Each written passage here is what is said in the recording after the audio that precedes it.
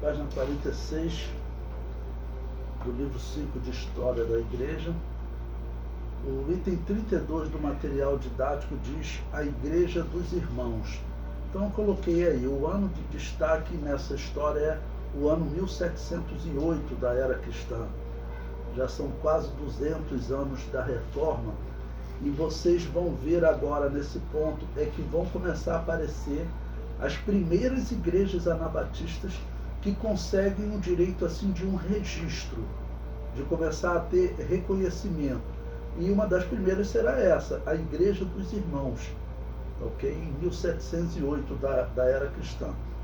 O comentário diz, essa foi a primeira igreja anabatista organizada formalmente, após as perseguições reduzirem no início do século XVIII. Ok? Lembrando, século XVIII, de 1701 a 1800. Bom, o que aconteceu nos anos anteriores, antes de nós lermos a citação, o que aconteceu nos anos anteriores que causou essa liberdade? O principal país onde está havendo essa liberdade é a Inglaterra, que será na Inglaterra. Por quê? Porque os protestantes ficaram lutando contra os católicos, chegaram a ter morte de reis que os protestantes mataram. Eles acabaram tirando o último rei católico, que foi James II, tá bom? Já em 1688, 1689, nesse período. Então o governo ficou sendo protestante, totalmente protestante, com a liderança de Guilherme II, que era um protestante da Holanda.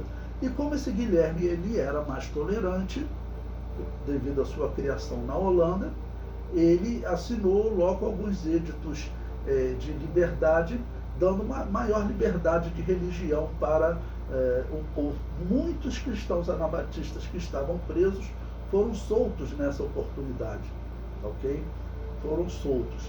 Então, em 1708, ou seja, cerca de 20 anos depois, que isso foi em 1888, então em 1708, nós teremos então essa primeira igreja registrada. Eu peguei um texto de um historiador da Enciclopédia Teológica da Igreja Cristã, uma enciclopédia conceituada, muito interessante. Ela diz: o pacifismo emergiu como a posição dominante dos anabatistas.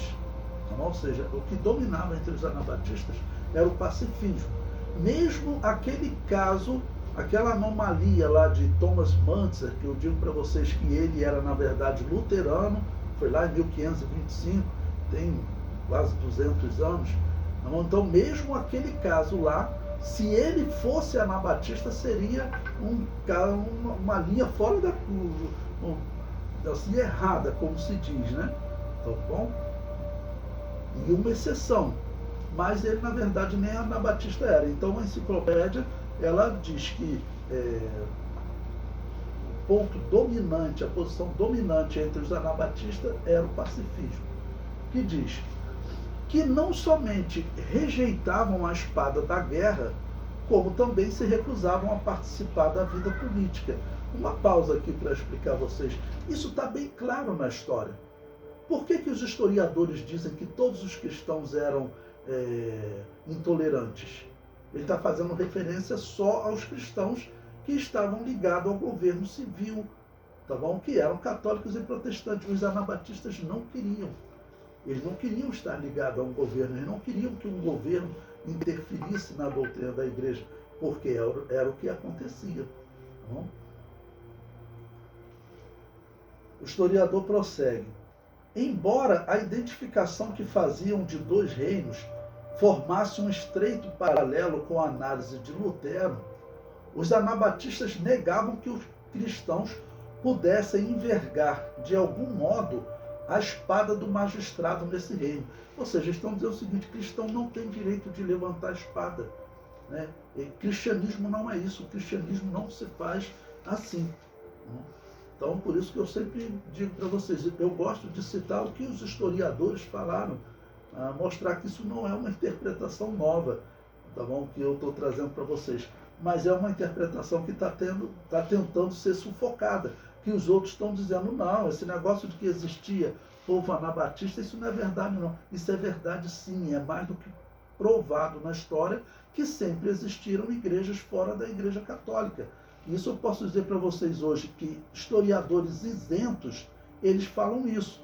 Tanto eu já vi historiadores que vão escrever na revista Super Interessante, normalmente são agnósticos, e eles dizem, agora já está provado, que haviam igrejas anabatistas antes de Lutero, em grande número pela Europa.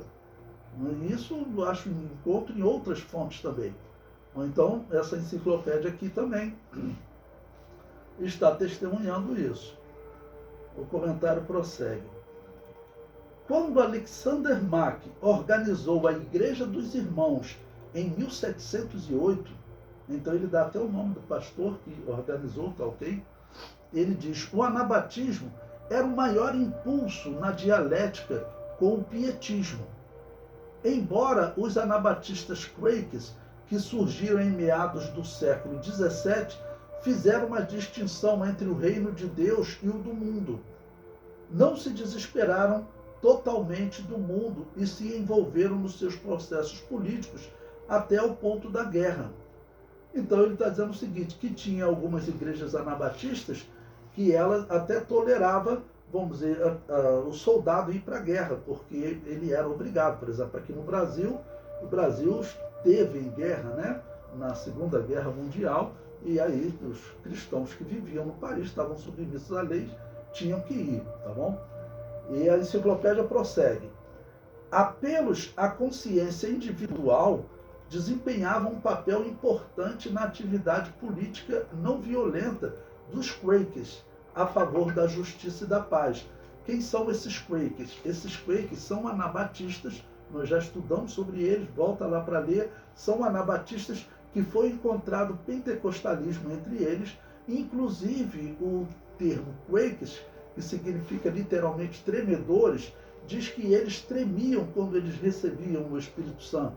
Bom, então era um tipo de pentecostalismo, uma igreja pentecostal, que ela, vamos dizer, estava sofrendo violência, então agora que essas igrejas vão começar a se desenvolver mais. Porém, elas já eram conhecidas, só que seus membros normalmente estavam sendo presos, tá bom?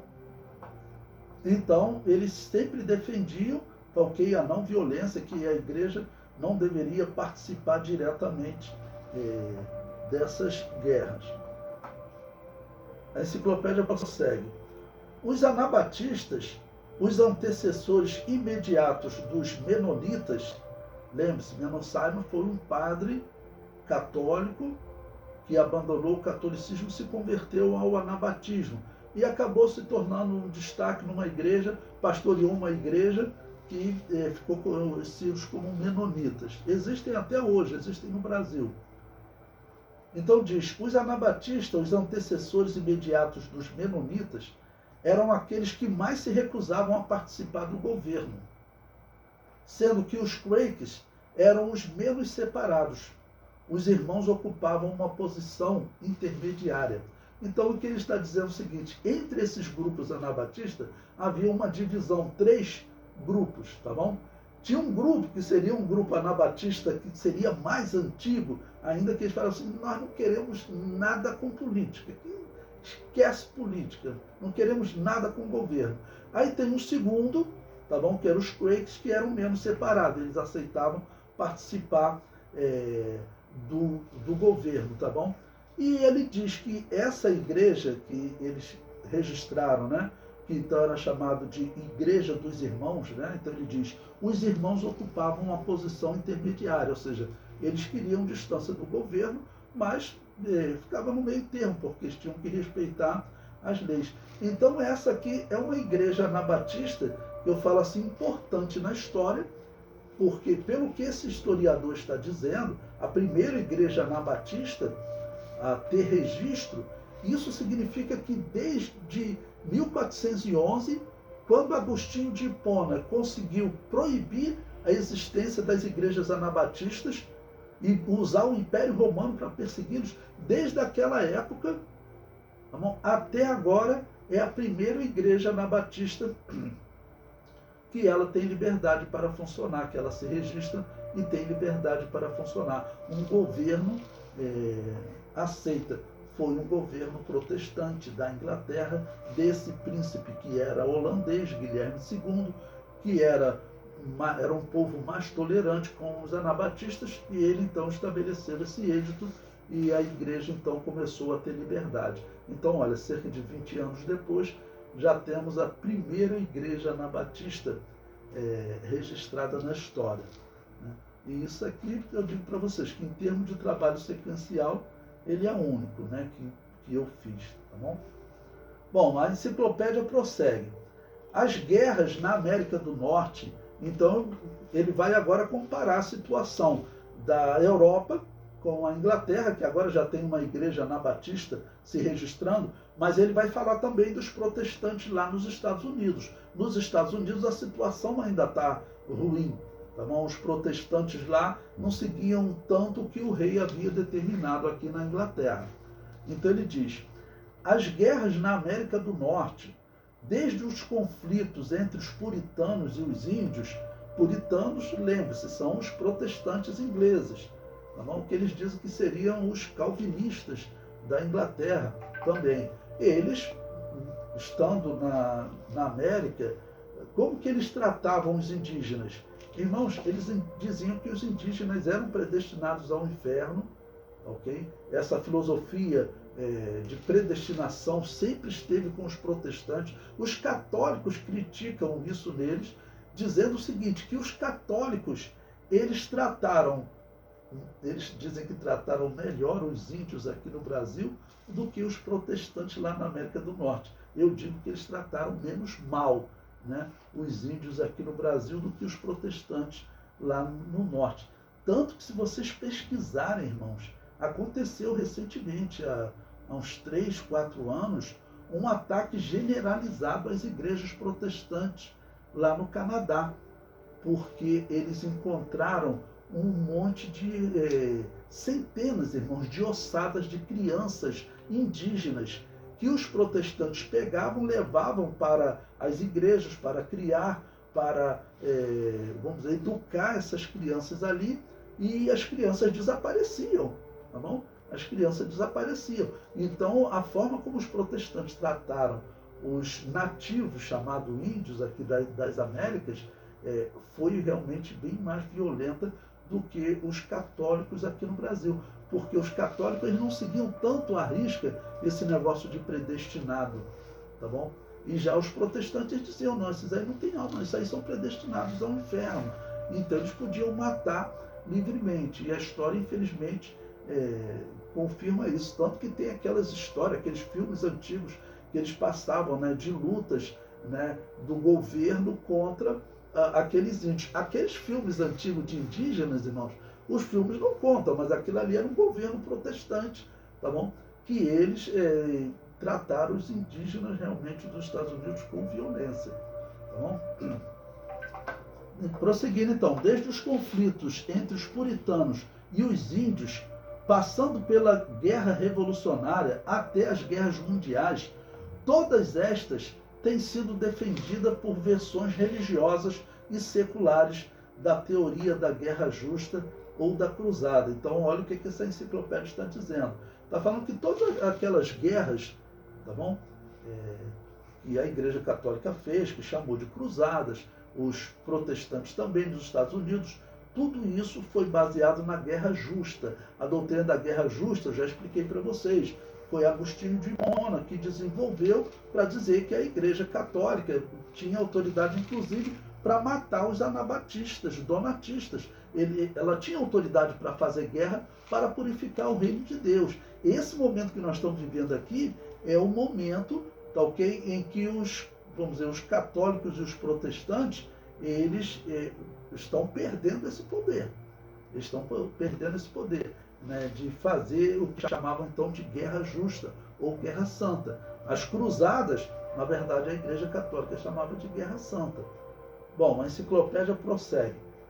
Por exemplo, a Primeira Guerra Mundial, travada para tornar o mundo seguro para a democracia, era uma cruzada secular.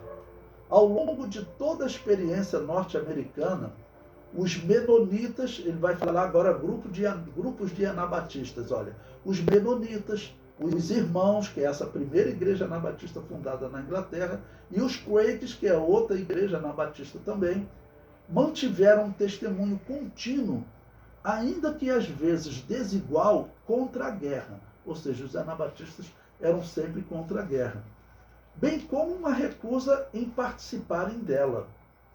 No século XX, vieram a ser chamadas as igrejas pacifistas históricas. Então, irmãos, olha o que essa enciclopédia está dizendo. As igrejas anabatistas, no século XX, os historiadores começaram a chamar elas como pacifistas históricas. Né? Sempre existiram essas igrejas anabatistas. E nesse pacifismo, ela está confrontando quem? Os protestantes, porque os protestantes eles querem fazer guerra contra os indígenas, enquanto os anabatistas, a história diz que eles não fazem guerra aos indígenas. Inclusive, se vocês lerem o livro, a história daquele navio que eu falei para vocês, o Mayflower, esse navio ele é importante porque ele é chamado exatamente a chegada dos peregrinos nas Américas. Tinham muitos anabatistas ali. Se você lê essa história, irmãos, é bonita. Por quê? Porque já tinham protestantes matando os indígenas. O que eu digo que Deus preparou? Deus preparou um grupo de indígenas que eles já eram pacíficos. Tá, ok? Eles não queriam mais guerra contra os protestantes. E quando, no entender dele, contra os cristãos, quando eles viram, chegou um determinado grupo que eles não entravam armados para as matas, não acontecia nada, eles ficaram ali plantando, tentando sobreviver, e aí aconteceu algo interessante. O solo da América é diferente do solo lá da Europa. Então aqui era mais arenoso e eles não conseguiam cultivar o solo direito. Sabe o que aconteceu, irmãos? Deus providenciou, leiam a história que é muito interessante, Deus providenciou um grupo de nativos que resolveu fazer contato com eles, porque eles viram que tinham pessoas morrendo. E ensinaram a eles uma técnica interessante, né? Que eu nunca tinha ouvido falar, que eles ensinavam eles a pegarem o resto do peixe e colocar junto com as sementes. E isso ajudava a fertilizar o solo. Então eles fizeram amizade com os anabatistas. Ok? Então é uma história bonita, ou seja, os cristãos que estão lá nos Estados Unidos, e esses cristãos, eles estão dizendo não à guerra. E veja, estão convivendo bem com os nativos. É a história desse navio Mayflower. Vocês pesquisarem o navio, né, que é considerado como o início dos Estados Unidos, os peregrinos, Mayflower, vocês vão encontrar essa história que é muito bonita, é muito enriquecedor. Tá bom? Bom, a enciclopédia prossegue. Além das igrejas pacifistas históricas, denominações que tradicionalmente têm aceito a teoria da guerra justa ou a ideia da cruzada, também têm publicado declarações que aceitam posições pacifistas dentro das suas tradições. Então a enciclopédia vai dizer, olha, mais recentemente agora, né, até aquelas igrejas que defendiam a teoria da guerra justa, elas vão negar essa doutrina, tá bom? Olha, 2 exemplos relevantes são a Constituição Pastoral do Concílio Vaticano II, agora, 1965, né? Sobre a igreja no mundo de hoje, que pela primeira vez endossou o pacifismo como compatível com o ensino católico. Olha só, irmãos, eu tenho que chamar de cara de pau, né? Olha só o que eles fazem, né? Olha, não, na verdade o ensino católico, ele compatibiliza com a teoria, ele é contra a teoria da guerra justa, ele é a favor do pacifismo. Mas por séculos eles defenderam a teoria da guerra justa, inclusive foi o que eles chamam de um santo, né? Foi um homem que foi beatificado, né? Agostinho de Hipona, foi ele que criou essa teoria, foi um católico que desenvolveu, e a Igreja Católica praticou essa teoria por toda a vida dela. Só agora em 1965, que ela já não tinha mais como matar, então ela declara que o pacifismo é compatível, né, e a guerra justa é incompatível com a Igreja Católica. Isso é uma incoerência tremenda, né? Isso é uma incoerência tremenda. Vamos lembrar que isso foi em 1965. E nesse mesmo Concílio Vaticano II, em 1965, a Igreja Católica programou para, em 60 anos, ela unir todas as igrejas. Isso vai se cumprir. 60 anos é agora, em 2025. Faltam menos de 2 anos. Ou seja, agora eles dizem que o bom é nós estarmos unidos a ele, né? Bom, e não foram só ele também, né?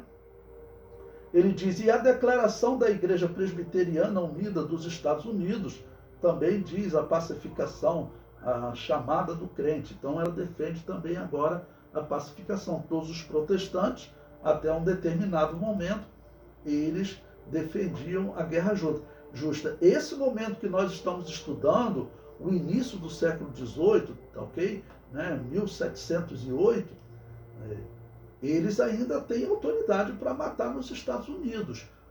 A autoridade para matar só vai ser encerrada quando for proclamada a independência dos Estados Unidos. Nesse período, os Estados Unidos vão entrar na sua guerra civil, aquela história que vocês têm naquele filme O Patriota, com Mel Gibson.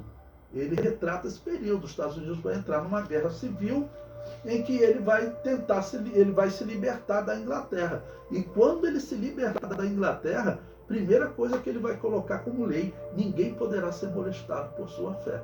É nesse momento que oficialmente vai acabar a perseguição aos cristãos anabatistas. Nesse período aqui, tem ainda, principalmente nos Estados Unidos, cristão anabaptista sendo morto. Na Espanha, nós veremos, a Espanha será um dos últimos países a acabar com a Inquisição para matar anabatista. Isso em 1830, aqui nós estamos em 1708, ok?